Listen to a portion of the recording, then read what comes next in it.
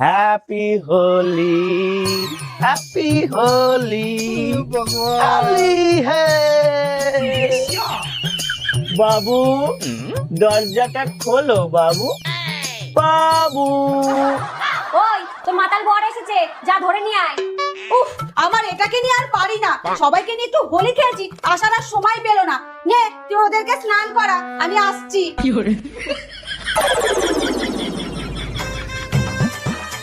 বাবু বাবু দরজাটা খোল। তোমার এখন আসার সময় হলো? হ্যাঁ হলো। ভাং খেয়েছো না? আমি কই না তো।